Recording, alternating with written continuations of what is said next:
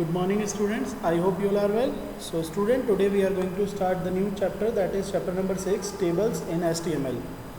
This chapter will tell you that how to create a table on your HTML web page. So for that बच्चों, I am creating a program through which I am creating a table in our web page. So we need to create a table of student detail. So first I am giving a temporary caption to it like student detail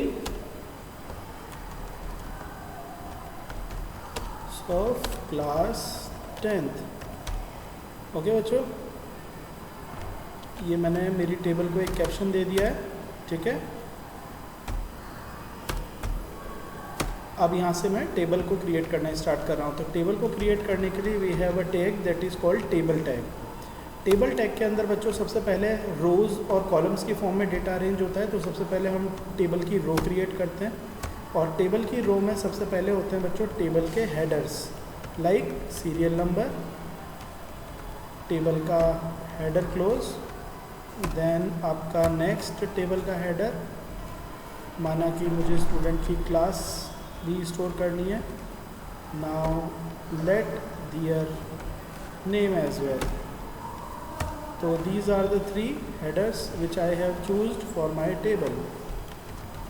ठीक है बच्चों, तो 3 मैंने header ले लिए हैं यहाँ पे, ठीक है।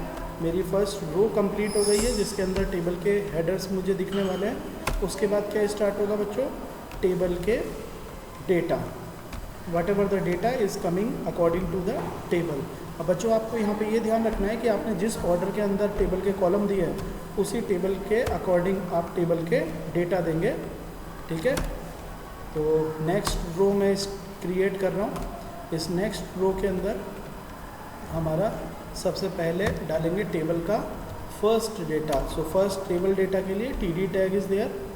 सो first is serial number, let it be 1 and the TD close.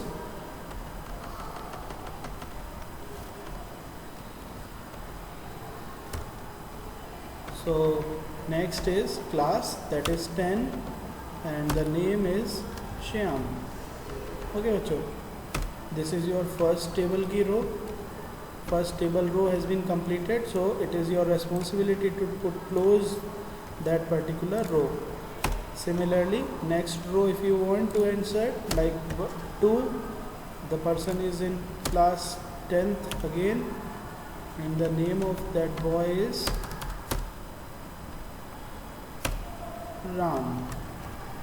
ठीक है बच्चों, दूसरी रो भी डल गई, टेबल का रो क्लोज कर दिया और यहाँ पर आपने अपना टेबल टैग क्लोज कर दिया। इसको कंट्रोल S करिए बच्चों। कंट्रोल S करने के बाद जब आप प्रोग्राम जहाँ पर आपका सेव है वहाँ जाके इसको डबल टैप करेंगे वेब पेज को, तो ऑटोमेटिक ये इस फॉर्म में आपको डिस्प्ले होगा। देखिए बच्चों, ये जो आपका डेटा है वो इस तरह से टेबुलर स्ट्रक्चर में शो हो रहा है। अब आप बोलोगे सर ये टेबुलर स्ट्रक्चर में विजिबल तो हो रहा है लेकिन इसके अंदर दैट टेबल की कॉलम्स और रोज़ लाइनें नहीं आ रही। तो लाइंस मींस बॉर्डर्स। तो बॉर्डर डालने के लिए हमें यहाँ पर टेबल की कुछ सेटिंग करनी पड़ेगी बच्चों। तो उस टेबल की सेटिंग कर रहे हैं हम, गौर से देखिएगा। ये जो टेबल टैग है बच्चों, इसमें बाय डिफ़ॉल्ट बॉर्डर विजिबल नहीं होती है, लेकिन आपका डेटा टेबुलर वे में अरेंज हो जाता है। तो इसके लिए आपको यहाँ पर बॉर्डर डालनी है इसकी, लाइक बॉर्डर इक्वल्स टू 1। जैसे जैसे आप इस वैल्यू को बढ़ाते जाएंगे वैसे वैसे आपका जो बॉर्डर है उसकी जो थिकनेस है वो इंक्रीज़ होती जाएगी। ये देखिए बच्चों, ये आपकी बॉर्डर आ गई। अभी बाय डिफ़ॉल्ट 1 पे ये इतनी आ रही है। जैसे अगर आपने इसकी वैल्यू को और ज़्यादा बढ़ा दिया, लाइक मैंने इसको 2 कर दिया, तो ये थोड़ी सी ज़्यादा थिकर हो जाएगी। ये देखिएगा F5, ठीक है, और ज़्यादा बॉर्डर मोटी होती जा रही है, ठीक है। बाय डिफ़ॉल्ट जो आपकी टेबल है वो जस्ट आपने देखा यहाँ पर, जैसे हमने student detail of class 10th लिखा तो उसके बाद जो टेबल है वो नेक्स्ट लाइन से आ रही है। आप यहाँ पर एक और DR लगा सकते हैं ताकि इसके और डेटा के बीच में एक गैप हो जाए, ठीक है बच्चों। एक सेकेंड,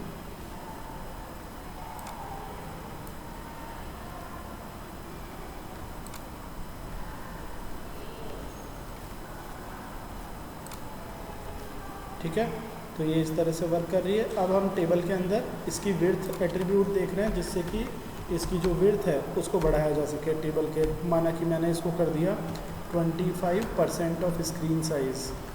आप चाहो तो इसको पिक्सल्स में भी इंक्रीज़ कर सकते हो, ये देखो बच्चों, ठीक है। टोटल स्क्रीन का 25% ये स्प्रेड हो गया, ठीक है।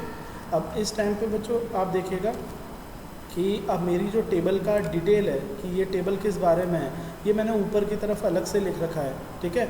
आप चाहो तो इसको टेबल के विद इन कैप्शन के अंदर भी डाल सकते हैं, जिससे कि ये टेबल का टाइटल बन जाएगा एक तरह से।